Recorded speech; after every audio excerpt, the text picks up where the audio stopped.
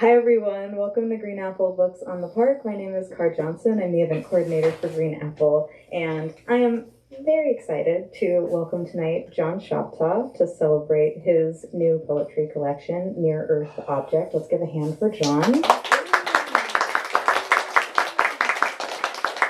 John is joined tonight in conversation by Jenny Odell. Let's give a hand for Jenny as well. We have a pretty superstar team this evening, and I'm really excited, and I'll let them talk more about how they know each other later, but we've been really anticipating John's collection, and it's finally come, and it's here, and it's in our hands, and we get to celebrate it, and I'm very excited about that. And we also got to host the launch for Jenny's How to Do Nothing in 2018? 2019. Yeah, that was the first Bay Area event. Yeah, so we're really glad to welcome you back, and in this very special evening. So I'm glad to have both of you here, and all of you here to join us in this special evening. And thank you for making it special. We appreciate you. So before we go any further, I have a little bit of business, and then I'll let these two take it over. So thank you for joining us both in person and online. Hello, online audience. I've been told, John, that there is someone from Morehouse here who said, please tell John I am tuning in. So we are broadcasting from San Francisco. We open each of our events with a land acknowledgement. And we are on unceded Wimetusha land, and we think here at Green Apple that acknowledgement without action doesn't serve much purpose, so we encourage you to donate either your time or monetary means to an Indigenous organization each time you hear a land acknowledgement. We have information about the Wimetusha Land Trust at the back desk. We have information that will take you directly to their website, so you can find out how to participate in this project of rematriation more directly there. And I also want to say that I know it's May Day, and that you could be a lot of places for International Workers' Day, and there's a lot of Palestinian solidarity things going on today and continuing. So I appreciate you being here tonight with us when there are a lot of places that you could be. Very brief business, and then again, we'll get to the fun part of the hour. Now is a good time to silence your cell phones if you have not already. Please don't take a call in the middle of the event. That is not appropriate. But please, you're welcome to take pictures. Is that okay? Are photos okay? Oh, sure. I should have asked before I said that. Photos are okay. Please do check out our full event calendar on our website at greenapplebooks.com. We have a really great season ahead of us, including the event that you're currently attending. And I will take this time to plug one upcoming event of the many great upcoming events that we have. On Friday, we are hosting the launch of Seamus Faye's collection, Decompose. So if you like poetry, we have another poetry event coming up in just 2 days. And he will be joined by poets Sarah Ghazal Ali and Shelley Wong, two fabulous local poets who we are very happy to welcome back to Green Apple. All that information is on our website. The restroom is behind me. It is available after the event and not during the event for obvious reasons. If you need to know how to get there, I'll gladly help you. We have copies of books by both of our writers at the front register. You can find them there. If you've been here before, you've certainly heard me say that when you buy books from us, not only do you support us as an independent bookstore, you also support the authors who put so much work into making these books, and then you get to have a book, and that's pretty great. So if you are able, we always appreciate it, and especially just because I'm very excited about Near Earth Object, so if you're able to pick up a copy, John would be happy to sign them. I would. He would be happy to sign them. All right. So brief run of show for you folks so you know what we're getting into. Tonight we're going to hear a reading from John. Then Jenny will join John in conversation. And then we'll open up for audience Q&A with a signing line to follow. So without further ado, I'm going to go ahead and introduce our featured reader this evening. John Shoptaw, a leading voice in eco-poetics, is widely published in many of the most respected literary journals and magazines, including the Kenyon Review, the New Yorker, and Poetry. His first poetry collection, Times Beach, won the Notre Dame Review Book Prize and the Northern California Book Award in Poetry. And his new collection, Near Earth Object, is the reason we are here tonight. Please welcome John Shoptaw.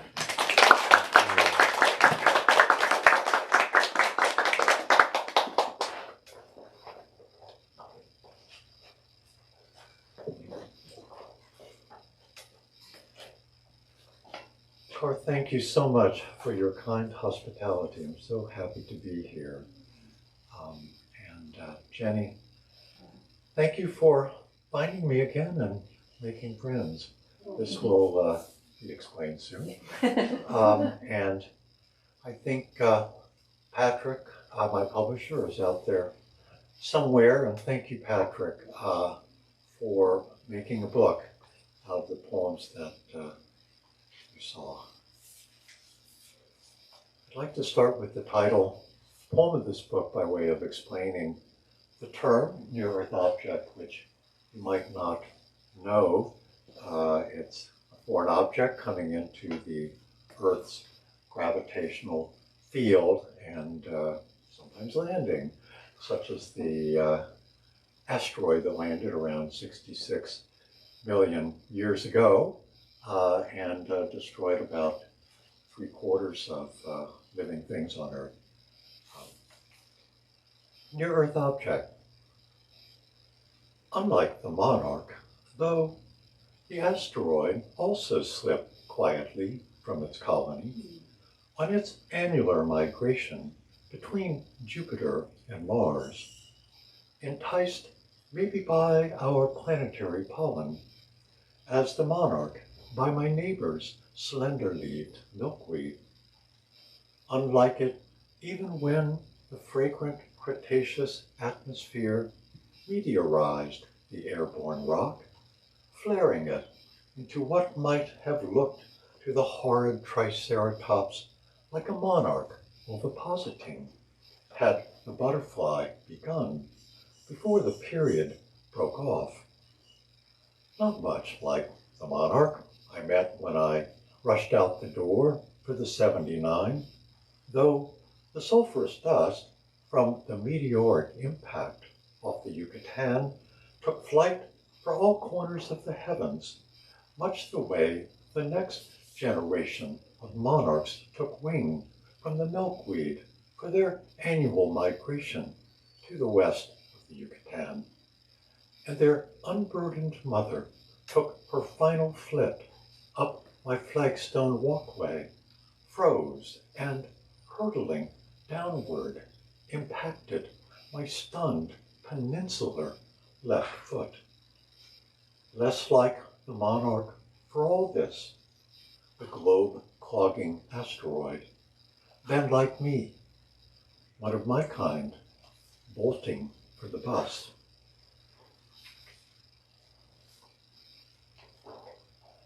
This next one incorporates a phrase from the prologue to Chaucer's prologue to his Canterbury Tales, and you'll remember the April showers put an end to the drought of March. Dry song. The drought has pierced to the tan oak root, where the wine tastes like wildfire smoke.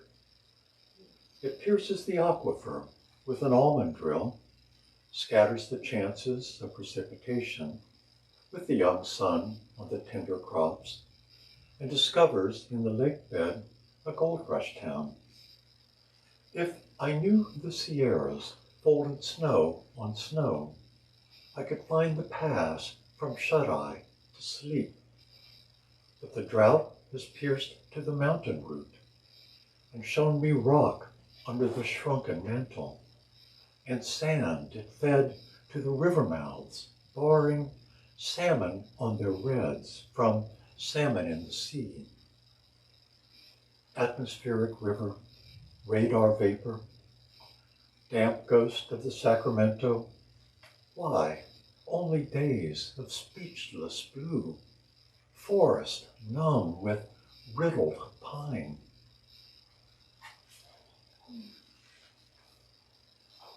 This poem began with a childhood memory in the region of Morehouse, by the way.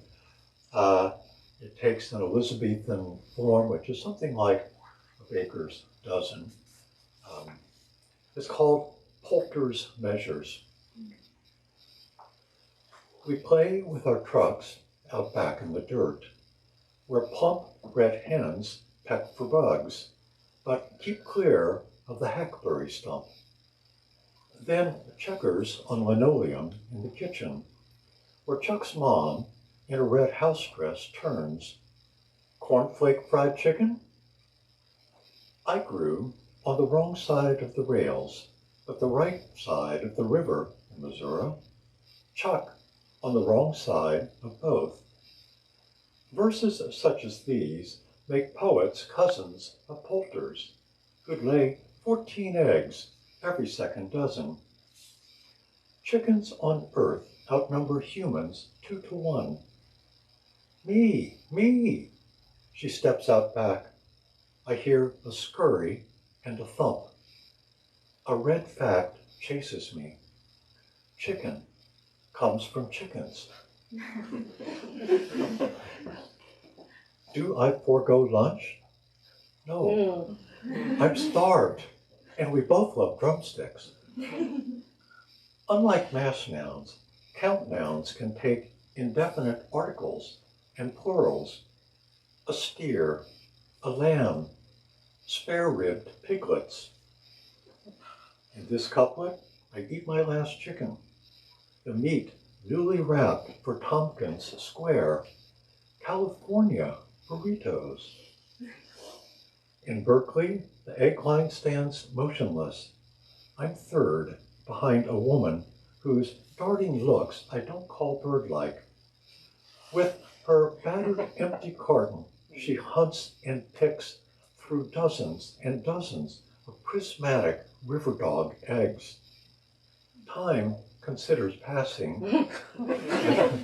I tilt my head and view her soiled carton brimming with shells, unfathomably blue. I'm a pescatarian, I tell somebody, studying me through our shaving mirror, with my oddly uneven hand-fed eye teeth, grown in years ago. We're an unlikely couple, more than one, fewer than two. And this title, you will guess, comes first to a Hitchcock film and a dizzying sensation. Vertigo. Madeline drove Scotty down the peninsula and parked her green Jaguar at the sunny brink of the Big Basin redwood forest, which makes its own atmosphere like a planet, verdant with fog and giddy with oxygen.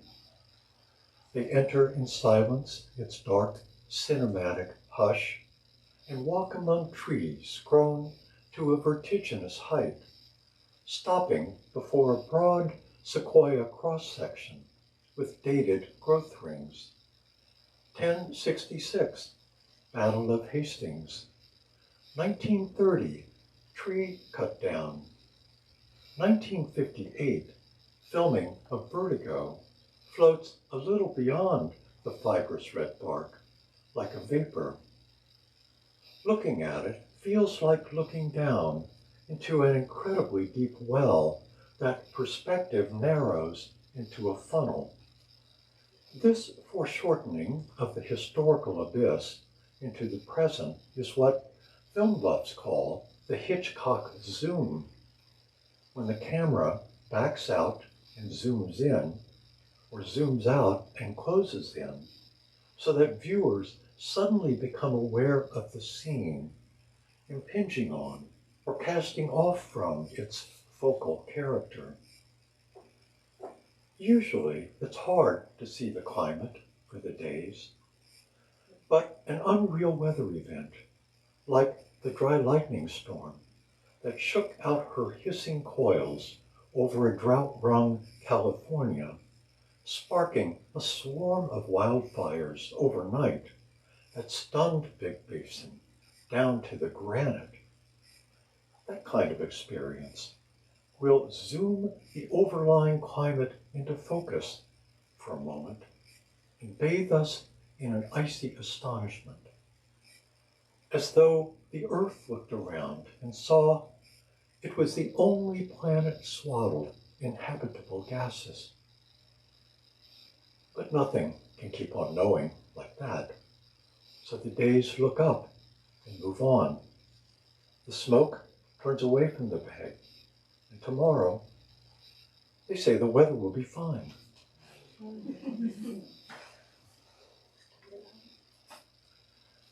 I wrote this poem with Dickinson in mind.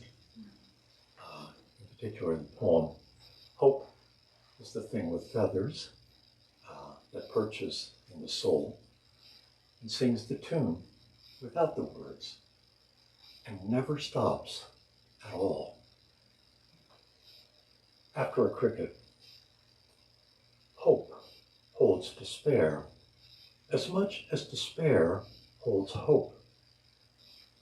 Despair has to keep hope out of mind somewhere, like that fine-toothed strumming I heard over lunch from what couldn't have been a cricket. It was too cold in the fall, too sunny in the day. Hope, hard hope, doesn't tune out but listens through despair for sounds of life.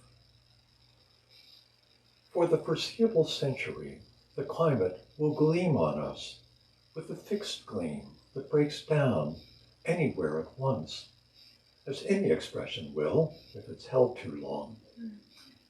Over lunch the next day, I heard the same sound, so I went outdoors and followed the strumming to what, sure enough, was a cricket, running one forewing down the other, somewhere in the noonday shade of the braided wisteria vine in pod.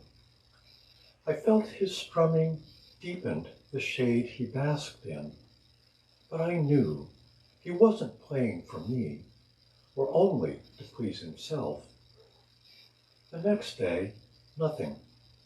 So I went out and I listened to a silence in the shape of a strum. The strummer, I like to think, hadn't given out, but met up with an admirer. His hope would have held. He played like it would never have occurred to him to stop before he was done. And this is my last poem to read to you, and I thank you all for coming and listening. In the fall of 2019, a study reported that over the last half century, the birds of North America of all kinds declined by over a quarter. That's over 3 billion birds in the last 50 years. Earlier this year, the American Ornithological Society began renaming birds named for people, some of whom are seriously bad actors, and some of their names in my book are now in quotes.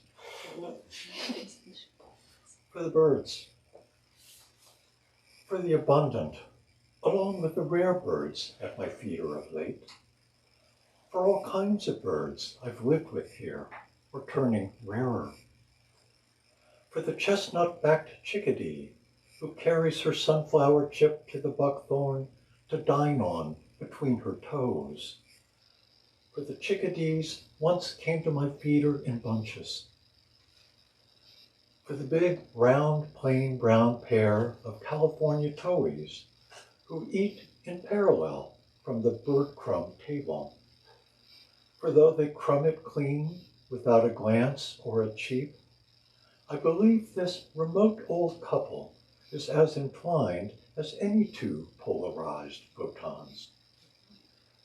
For the fearsome indigo jays, black-hooded and crested, tapper and sly, as I call them. For tapper taps twice on an overhanging plum branch at 2 clucks from my tongue, so I'll know her. For sly hangs back and shrieks me over and only shows himself after I place on the table their morning quincunx of unsalted peanuts, for he knows Tapper will quack to announce them, and then squawk indignantly when he slyly swoops in, for the vast majority. For the dark-eyed juncos, the wide-eyed titmice, the narrow-eyed, red-breasted nuthatches, who feed right side up as they see it, the other birds upside down. For Audubon's, yellow-rumped, Wilson's, and Townsend's warblers, nobody's birds, who feed, drink, and breed as they can. For the song sparrow's song, and the sparrow who exults in singing it. For a song, how long will that phrase mean what it means? For them all, I refill the feeder, even this morning, when all blown down things crack underfoot, and the Diablo wind seems to crawl diabolically and scrape from all corners at once against a sky the color of flint. For the lesser goldfinches, symbolically fierce, who part their beaks at any other kind who would peck a chip in their presence. For the pine siskins, their symbolic match, who used to expose their underwings back at them with the dreadful yellow stripe. For 2 years running, no siskins at the feeder. For the brown-crowned, as yet unkindled sparrows, wintering from Oregon or the Farallon Islands, I sing my two-note welcome, hello, pointless, for they won't learn it with my face masked against wild smoke migrating from the north. For the species too little or big or otherwise unsuited for the feeder, for Anna's hummingbirds who love to suck on our pineapple sage, for the red-tailed hawk perched in the smoke-fogged redwood, for soon it'll be pestered by a twister of crows calling, hawk, hawk, hawk, hawk, hawk. For a red-tailed hawk, I mistook it, something larger, ruffled, molten. For the golden eagle, it turned out to be weird, hunched in the chill. For another flew up out of thick air and followed it south out of eyeshot. For those two, not migrants, evacuees clasping their emotional baggage. For the birds then, what have I to offer? For what kind of refuge is my catalog? For I can't reckon how to make good their losses. For I meant not to make a life list. I meant for others to partake in my pleasure. For it pleases me to look after the birds.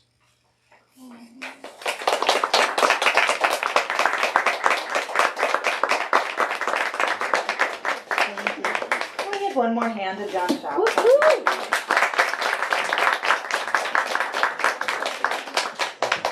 Okay, great. There we are. Okay, it is now my distinct pleasure To welcome Jenny Odell, who is a multidisciplinary artist and author. Her first book, How to Do Nothing, Resisting the Attention Economy, was a New York Times bestseller. Her writing has appeared in The Atlantic, Sierra Magazine, and other publications. Her most recent book is Saving Time, Discovering a Life Beyond Productivity Culture. She lives in Oakland, California. Please give a hand for Jenny Odell.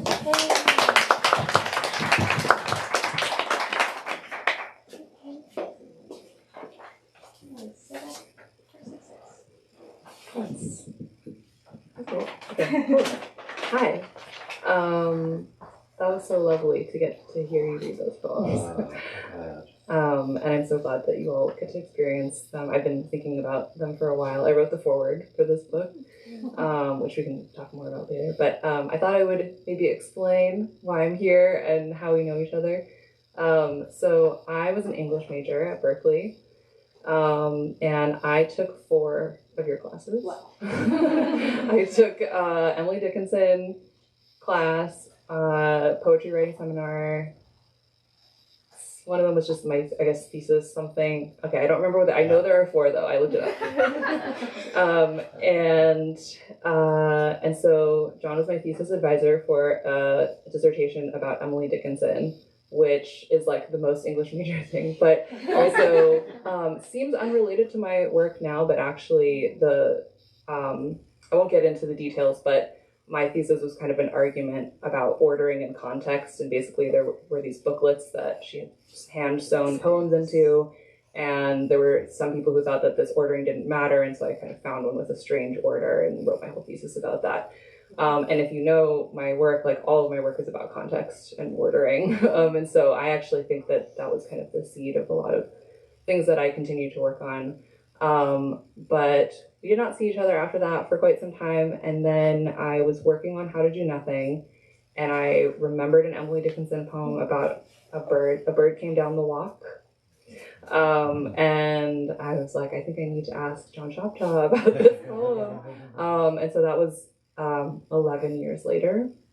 And we've been friends ever since. And I would say that our work is probably mutually influencing, since I think we have a shared kind of project, especially when it comes to thinking about despair and hope and the future, but also just like a deep affection for kind of like living particulars and familiars.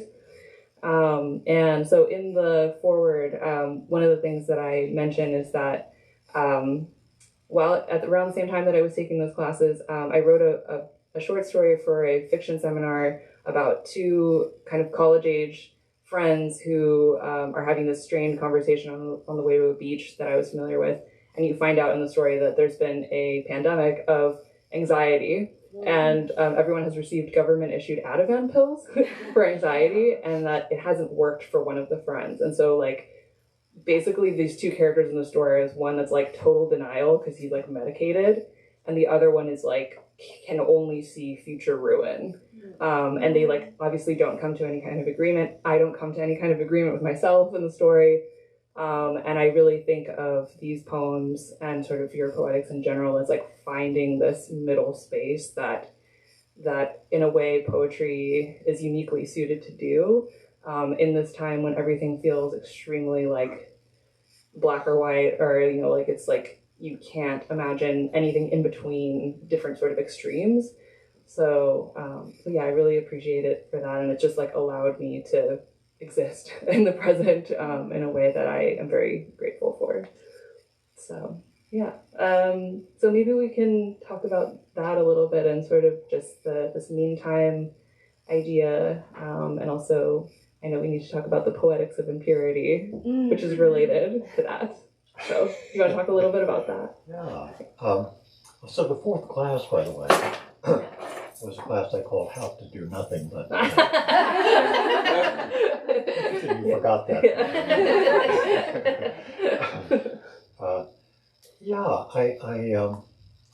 I think it's a good place to start with what I've been calling impurity, because it very much has to do with finding a way in the middle, between absolutes, between extremes, and so it's, you know, another word for the relative, or the more or less, the qualified. You know, when I start this book, unlike the monarch, you know, just a bald phrase, and then in the same line I say, though, that's the book. that was the book for me. And in time, I think of this middle place as the meantime. You know, it's a time we have in the present, and it's a time for opportunity. It's not as though like the future is set in stone before us. We can do something about that future in the meantime. In the meantime, and so it reminded me, you know, lately of this phrase, this Tagalog phrase, "Bahala," which you might want to say for me. Bahala na? Yeah. Oh, that's, yeah, sorry. Yeah. Not far. Yeah. Yeah.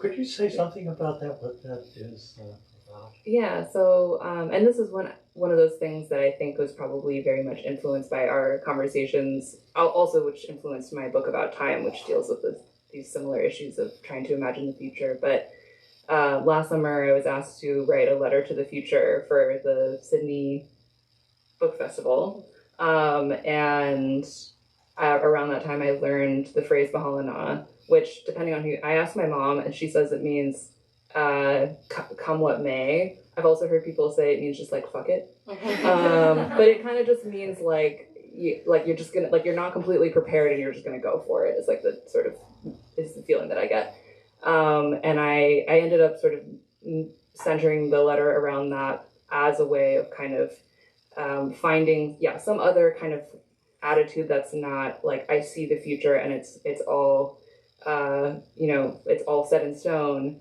but also there's the sort of not wanting to look at the future, or sort of techno-utopianism, which is another kind of form of denial, and that Bahalana to me represented like there's something very like, I hesitate to use the word acceptance, but there's kind of like I am going to look at the situation, like there's a little bit of the ripping off the Band-Aid, like I am going to look at it and then I'm going to observe it closely enough that I can see what kinds of opportunities like exist actually there in what I'm observing.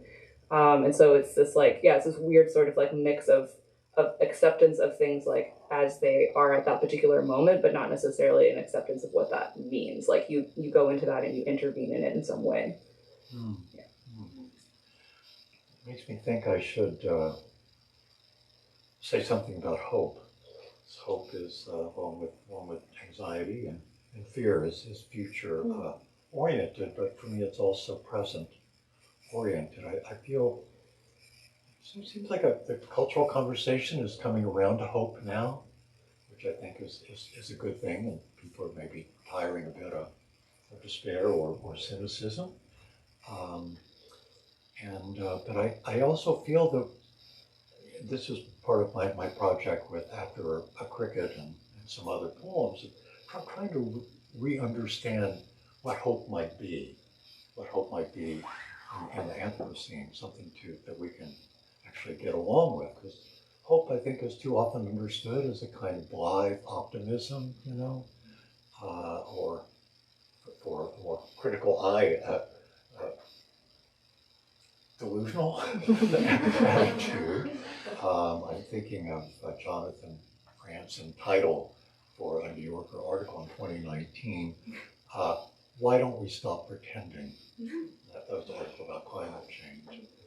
And I felt, cynicism is itself a kind of denial, and so is despair. And I wanted hope not to be a similar kind of denial, not to be, I see a glass as half full, not that kind of attitude toward life, but responsive. That's the first thing for me. You're attentive, you're looking out, and you're interactive. It's a kind of attitude which, for me, is entertaining. You find pleasure out there, and if you find pleasure, you invite the world in to your poem, to your day, whatever experience you have. And then, because not every day is such a nice day, I think hope needs to be resilient. It needs to be strong. It's something like courage. Because unlike denial, with hope you hold yourself open. You keep yourself open to the world. And that hurts. It does hurt. And I will say that I don't have a steely hope. I fall into despair on a regular basis, but I climb out.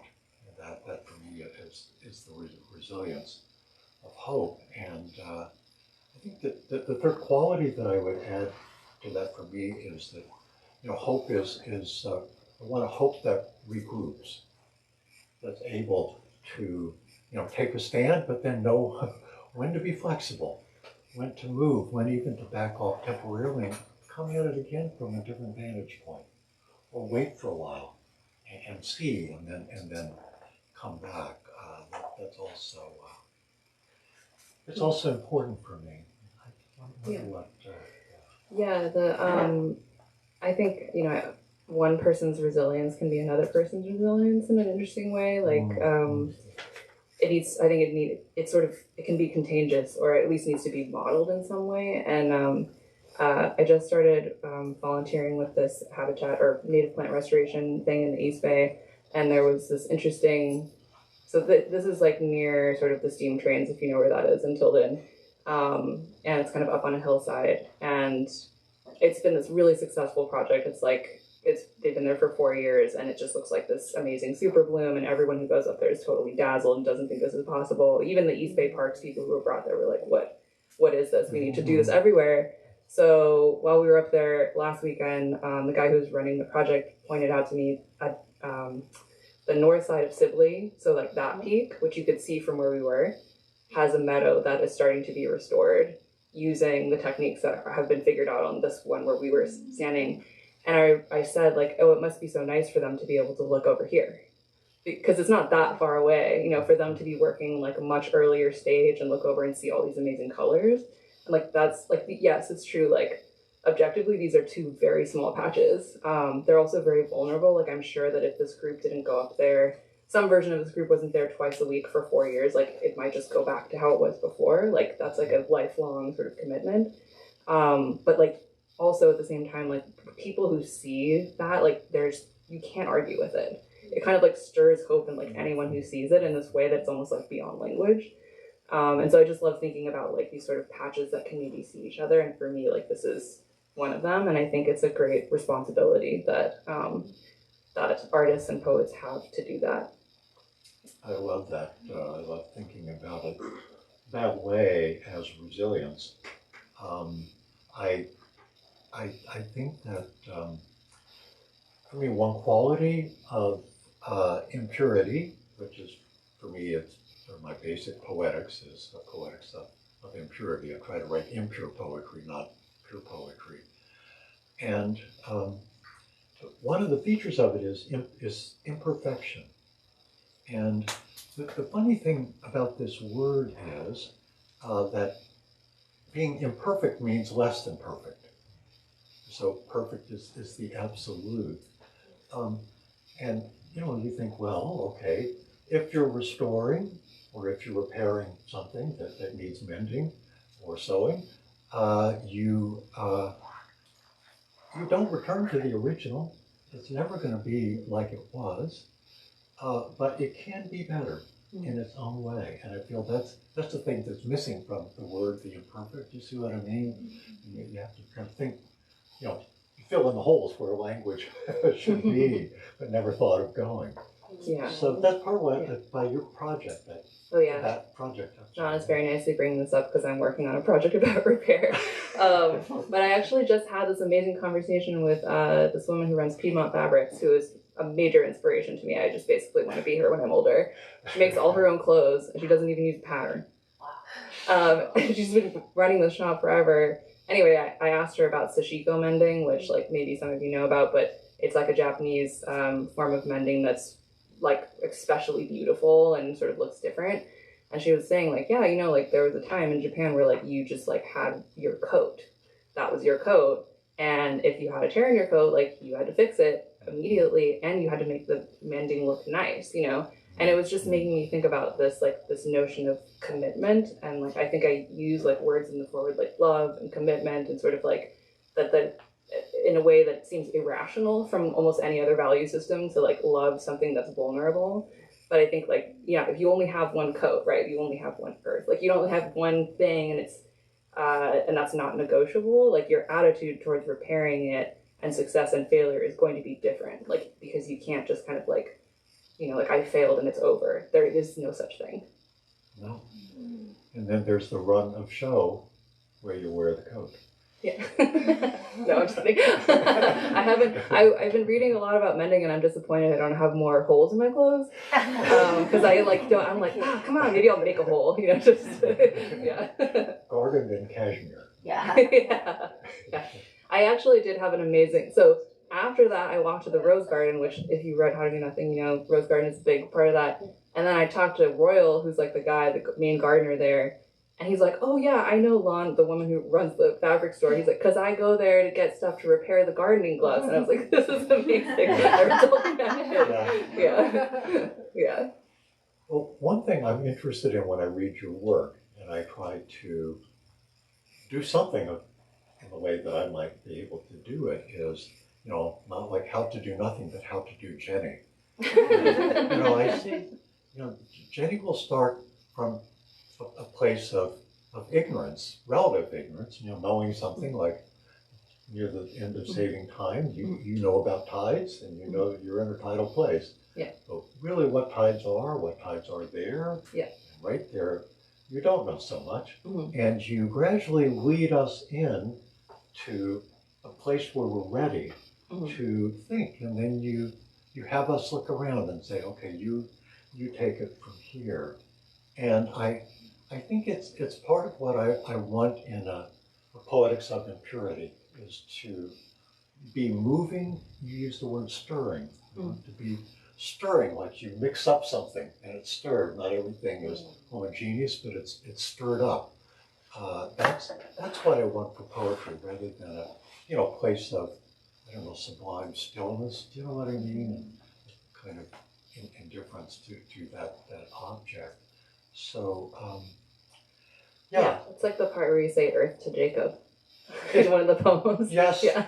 Earth to Jacob. It's the Jacob of Jacob's ladder. Snap out of it. Yeah, it's that sort of like, literally bringing something down to earth. Yeah, it's where I know how to go on, and I think you may know the tradition of pure poetry, which began really with the French misreading Edgar Allan Poe, taking his essay as literal, which they did, and it went through to the 20th century. A modernist picked up on this idea of pure poetry. Certainly Stevens had his moments, and in the postmodern, I worked on John Ashbery. He certainly had that element of, my poems don't mean anything, they're just there. And I think early language poetry had that same feature. It was like language about language, and it was meant to be, I think, outside of itself, but it really caught itself in this linguistic echo chamber. And in impurity, you would go maybe in American poetry start with someone like Whitman. You could go into the 20th century. I would think of Langston Hughes and all kinds of language and music that he brought into poetry, which didn't belong in poetry until Langston Hughes got there. And W.S. Merwin, a poet I really missed. And then into the whole movement and group of poets under the banner of eco-poetics. So, and that's a group, full of impurities, if you understand what I'm saying. A poem can be meaningful, full of contents. It can misbehave in ways that are, not decorous, and it leaves you stirred. It moves you, and you have maybe a mix of emotions that aren't always pleasant emotions. Yeah. So, yeah, and also I feel like anthropomorphism is in there somewhere, right? Anthropomorphism. This is one of those words. It's my bête noire. I write about it, and I say no. I'm not. I didn't quite get it. I've been backing up. This is where it's resilience, and I keep hoping, as a poet, that I can somehow communicate what for me is missing in that word. How, if everyone just understood it was a fiction, they might not be afraid to identify with a non-human animal and even a plant. That's okay. But there's something about that word that's made us feel like that it's wrong to do that, and someone will point at us and say we're. For me, I call it anthropomorphobia. Yeah, it was, I mean, I feel like that is related in some ways to just familiarity, like a familiar address. Like, one of the things they say in the forward is that the birds and for the birds are not like symbolic birds. They are individual birds. And I wrote this down because it reminded me of this. So the guy that runs the Skyline Gardens thing that I've been volunteering for has this document he wrote about naming. And he says, naming taps the core power of using language to penetrate reality. And then he says, raccoon refers to a species of mammal numbering perhaps 6,000 individuals in the East Bay. But let's remember that every raccoon is a persona. In naming each of them, the field is wide open and the task enormous. There's so many raccoons to name in so little time.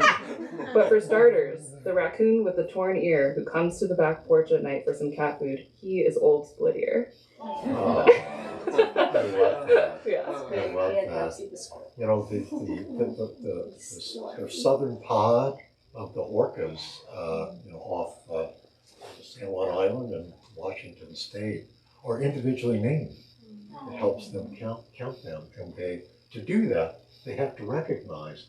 You'll see a real bite taken out of the tail, or any irregularity or fin that they might be able better to identify them by.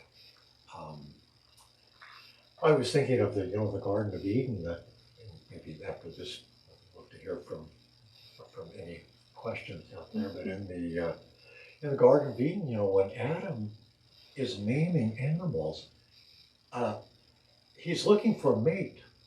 He's looking for a mate. That's important, and he keeps trying. He says, "Giraffe, come on up." I see the attraction. So it's like that, and it says, "Well, okay, take a nap, Adam." So should we all questions? Yeah. Yeah. Do you all have questions? Yes. I have lots, so I'm gonna try to just start with one, which was I weirdly the other day picked up. I mentioned this to you the other day. That Yes. picked up the 2016 poetry, with Chad, your essay on ecopoetics. Why ecopoetry? Why ecopoetry? Yes. Yeah, why Yes. ecopoetry? And then I was Yes. looking back over my. I have copies of Skinner's Ecopoetics, volumes 1 through 5, and I was looking back at some of his stuff too, Yeah. and thinking Yeah. about language poetry and the lyric, and your call in the poetry essay to kind of make it almost like a poetry of investment, right? A poetry of meaning, of an environmental perspective. And I was wondering how, when you think about form, how that comes into it, because that's when I think of ecopoetics, it comes out of that Skinner tradition, and so I was curious for you. Yeah, that's a very good question. Skinner, I think studied with Charles Bernstein at SUNY Buffalo, Yeah. and unlike a lot of poets, language poets, or otherwise, he has a real background in environmental studies, so it gives him a leg up, a head start on many poets who have been catching up. But there was a divide there where it was thought that, or still is thought by many, that the distinguishing feature of an eco-poem is formal. Mm-hmm. Say, an eco-poem is an avant-garde nature poem, or an eco-poem is a 21st century nature poem. And I said, but what about the impurity of content? Because if you're talking about pure form, if you have a form, you're moving toward pure poetry. And it seems like, ecopoetics is the last place you want to settle for that. Skinner himself doesn't, but others do in those anthologies, as I have found. Where is form for me? I need to know, and I look in the matter for where I can go with it. I mean, Emerson once said that poetry is not meters. It's more than meters, you know. But it's a meter-making argument. And he said it's a thought so alive and vital that it comes with its own architecture, we might say DNA, and endows nature with a new thing. So it's not just imitating nature, but it comes in as another form. And I do ask my poems, you know, how do you want to come forth as? Occasionally I'll start with the form and just to do something strange to myself and put myself in a strange position. But I certainly, I start with the world, because I think if we start with the word, Clark Coolidge comes to mind. Sometimes I haven't seen a Clark Coolidge poem make it to the world yet. Sorry, Clark. That's good. Yeah. Thank you. Thank you for that excellent question.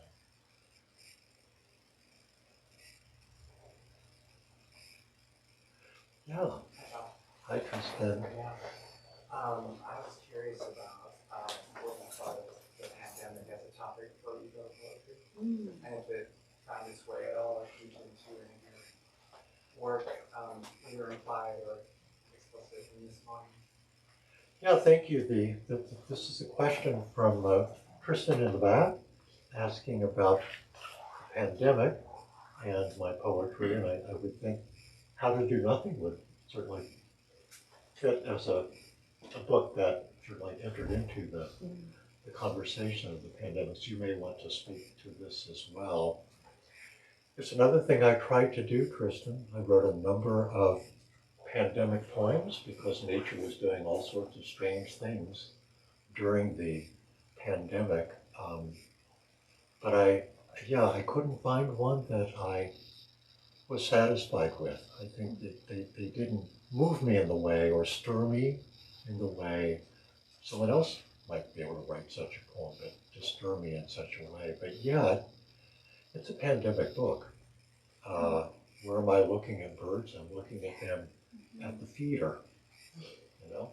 And when it's not the pandemic, it's the wildfires, it's the smoke. And you know, we were wearing masks before the pandemic because of smoke. So I think that's what I would say. It's a constrained book in that way. It's a quarantined book. And in fact, the poems that I'm thinking about now, I liken to those often Renaissance paintings where you'll have a portrait of someone, maybe a family portrait, but the painting, as it were, backs up so you can see the painter in the painting. You know? And that's what I want my next book to be, is backing up. I have one poem like that here, which I thought was going to be in the next book, but it's about a redwood tree. It's the one on the half jacket. It's called A Song, and but I said no. It's the culminating poem. That's what ruled my days during the pandemic. Tristan, what was that redwood, and thoughts about what it meant for me and what I meant for it. So, Jenny, I'm curious what you would say about this. Yeah, I think I would say something similar about Saving Time, which I wrote during the pandemic and is a pandemic book. I do talk about the pandemic a little bit just as a horrible example of the sort of sameness of time that I'm trying to then work against in the book. I feel like as more time goes on, I become more and more morbidly curious about how the book would have been not written during a pandemic, because even though I'm working very hard to sort of try to bring in this like the Bahalana, the branch that's growing, and like the sort of like the dynamic quality of time, like I feel like, and maybe it's just me, but when I read it, I can like read the like fear between the lines. Like it feels very like it was written like this. And maybe that's true of other books that were written by other people at that time. I wouldn't be surprised, but so it's like the pandemic has this sort of like not straightforward presence, but it's definitely there. Yes. Yeah. You mentioned anthropomorphism, which made me think about how there are many, traditional cultures or indigenous ways of knowing that have a kind of relationship to nature that some might describe as anthropomorphized. I think maybe like pejoratively, some people would say animistic, and I know that, like in psychology, for example, it can be called, oh, that's a primitive way of thinking, quote, quote, that kind of pejorative orientation. And so I was wondering, like, when you're thinking about the anthropomorphic or an anthropomorphic relationship to a raccoon or a rock, what kind of like ways of knowing does that permit, or ways of being does that open up in someone versus, the rock is alien, the raccoon is alien and unknowable because it's inhuman? Yes, Jeremy Graves, who's doing an internship in psychology, by the way, also is asking about anthropomorphism. And, I think being an empirist, I don't want to rule the word out. There is something to it. And I do think sometimes in a sentimental way, people can overstep an identification with the creature without really being curious about what's out there. You know what I mean? I went out and somehow nature did me good that day. Yeah. And I say, you didn't even see nature that day. You didn't see it. So there is a way in which that word still has a value, but it has been used too often, I think, Jeremy, to police responses and to curtail just natural responses you might have, especially to pets. That when a pet is feeling guilty, or when it's feeling sad, or when it's ready to go. It's just so clear that you don't doubt it. But people do, and they will speak of grief behavior or guilty behavior, because that for any number of sciences is the proper way to describe what a chimpanzee or dog is doing. I am not, what am I? Again, with an animist, I guess my only hesitation with the word is it's too general for me. It's not an overall feeling I have, and maybe I just haven't lived out there enough and depended enough on nature to become animist.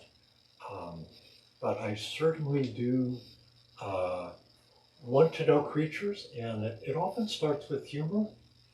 And creatures, they're curious about us.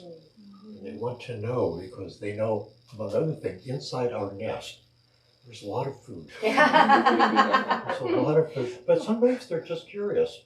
When I was practicing my poems, there was construction outside, so I was indoors, but there was a vine right outside the door, which squirrels like to climb up, and the squirrel stopped about halfway up and just stood there and listened to me for like a number of poems. I thought, this reading's going rather well. And do I know what the squirrel thought? No, I don't know the bottom of it. But the thing about impurity is that I do not know everything about what an animal is thinking. It does not follow that I know nothing about what an animal is thinking. You see, that's purist thinking. That for me is part of what the problem is with anthropomorphism. It's purism. Yeah. Can I follow up? Is that then related? Do you think if your impurity is similar to Snyder's sense of interpenetration? Like Gary Snyder has the discussion about like that interpenetration of the natural and the human. Yes, yes, I do look for an interpenetrating, one would hope, for a conversation, but of course you need to have a proper attitude. You need to be receptive and ready for that, because it may not always be what you want to hear. I'm not always ready for what I see out there and what I experience. That I'll see something which is seriously damaged, and is not making that. And I'd rather hadn't seen that, but you know what I mean? But I still have to stay open. Yeah. So I think that's one thing I would just say, because it seems like, this wonderful thing, communing with nature. I mean, Shelley talked about that. But it's, often, not great. Not great, because we did that. We did a lot of that. I think that was our last question, right? Oh, we have one more? Okay. One more question? If you have a question, I always say this in classes, if you have one, everyone else will be thankful that you asked that question. Yes, please. I think you started to answer this question already, but I'm going to try to probe you a little bit further. You said you start with the world earlier, and I was about to ask you how does the poem begin for you, if you can even generalize that. Maybe you can just speak to this particular volume. And then also, like, thinking about the world and what is not out there in the world. Is it an iterative process for you? And do you ever do research and then like come back and go out, and just curious what the process might be like for you? I will do a certain amount of reading around, and then I stop. And while I'm writing, while I'm thinking about a poem, and for me, a poetry composition begins before I put pen to paper. When I'm in that mode, that's when I'm most receptive, and I'm most open and entertaining outside influences. So, for example, when I wrote the poem Near Earth Object, I thought, I knew about the asteroid, and I said, we are the asteroid. I felt that. And then a monarch, I was going for the bus, and I saw a dead monarch right as I was walking by, just freshly dead. And I thought, you're going in the poem. I don't know what that will do to the poem, but you're going in. So that's part of how it has happened. And I think, when you ask, how do you get from the world to the poem? I think part of my difficulty with anthropomorphism has been that I've started with an idea.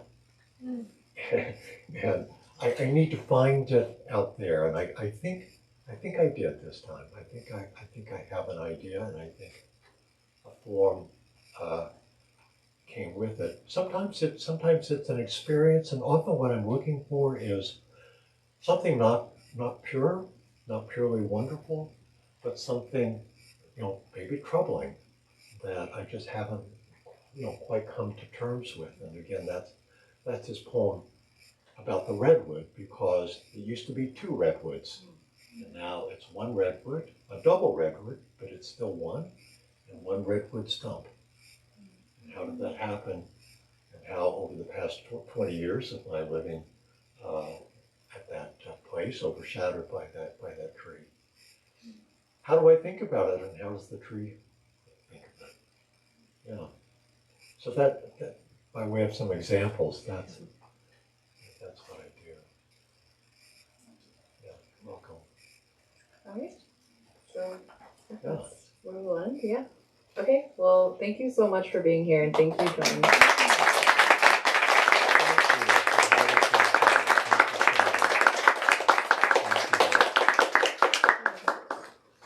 Oh, thanks, John. Can we give one more hand for John Shoptaw?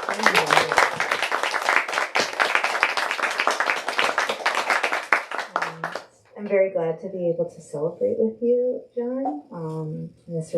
I hope you're proud of this collection, and we're lucky to be on the receiving end of it. So thank you.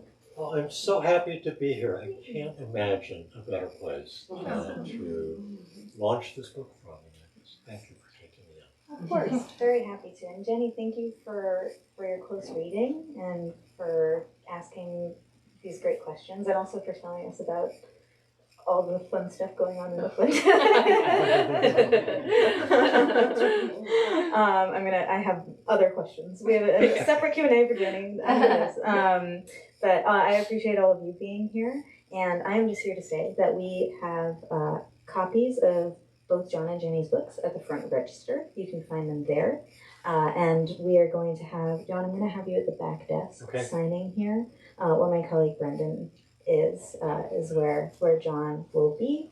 And you can, I'll tell you where to line up, if that is okay. If you have any other questions, do let me know. Please take a look around. We are open until 9. Make yourselves comfortable, and I will see you next time. Thanks so much.